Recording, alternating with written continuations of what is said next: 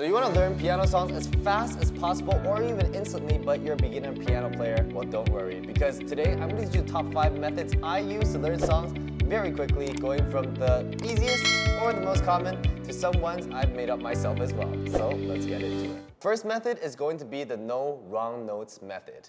What does this mean? It means when you're practicing, if you hit a single wrong note on the piano, you have to commit senpuku.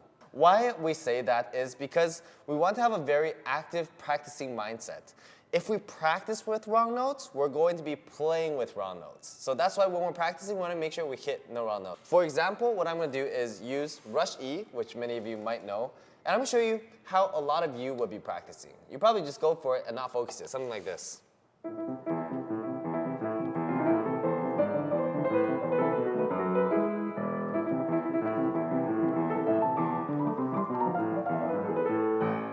Although while that song may sound like rushy, you don't want to be playing that when you're performing. So what we want to do instead is you can go slower, but making sure you're pressing every note correctly, and if you press the wrong notes, give yourself a punishment, like tell your sister to slap you in the face. Playing right notes correctly, we want to go very slow. Go.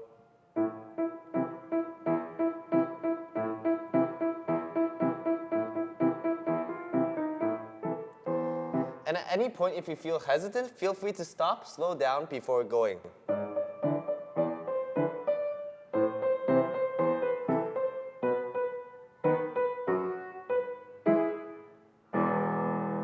What this is going to ingrain into you is that no matter what, you will always be hitting the correct notes, which is the basic of learning a piano piece. Our second tip is to memorize the piece. Why is this important instead of reading the sheet music? One thing you'll notice is that when you read sheet music and then you take it away, you don't really remember how to play.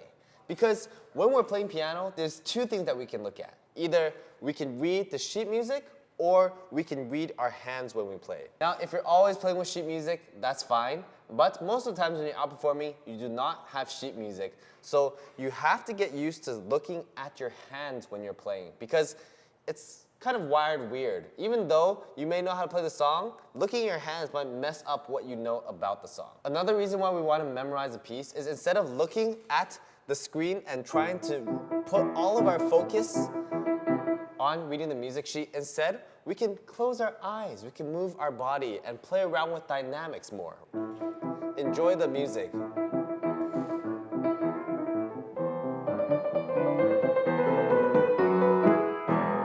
And that's something you definitely can't do while reading sheet music because one, your body will not be able to move as much because your head needs to stay focused on sheet music, which reduces the amount of movements and dynamics you can add into your play. Our third tip is to actually master sections of the piece. A lot of you probably want to play through the whole piece because it feels good, but you're not actually improving or working on certain parts when you're playing. It's important to break down different parts of the piece so that you can improve all of them simultaneously to improve the overall piece. For example, let's say I played the second part of Rushy and I just want to play through. I make some mistakes, but I don't really fix them.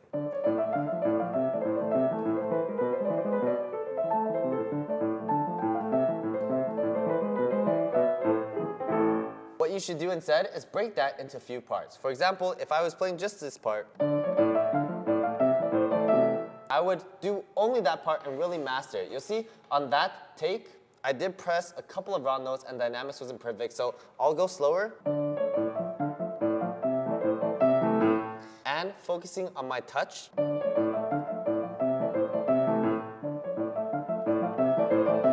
What you can also do is play around with variations in how you want to play that. Or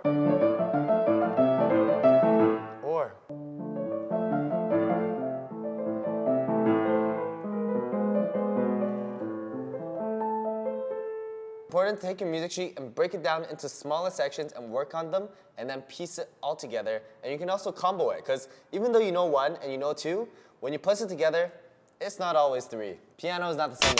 Our fourth tip is to use a metronome. If you want to play fast, you must first learn how to play slow. And playing slow does not actually make you learn how to play fast. It's playing slow makes you learn how to play not too fast. One common mistake you guys will make is rushing. So if I were to use a metronome right now set at 100 beats per minute and I were to play rushy,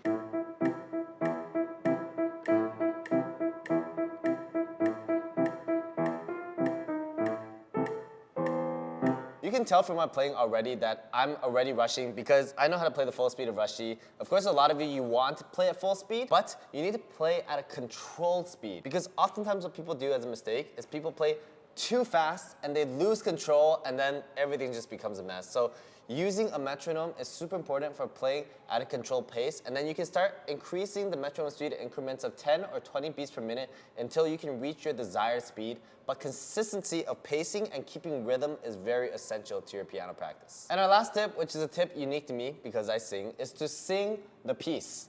Our voice is the first instrument of the world, and every other instrument replicates the voice, from breathing, from dynamics. So I think if you're able to sing the piece of the song, you'll be able to add that into your playing as well. For example, this is me playing without singing.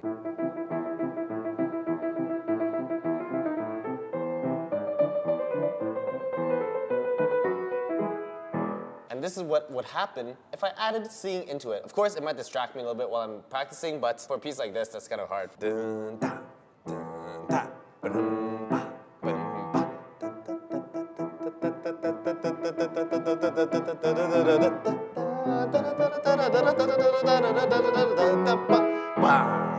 Using your voice helps articulate what you want to play on the piano, and you'll see by doing that, your piano playing will become much more dynamic. Hope these tips helped. If you want to see more videos like this, make sure to like, comment, subscribe, and watch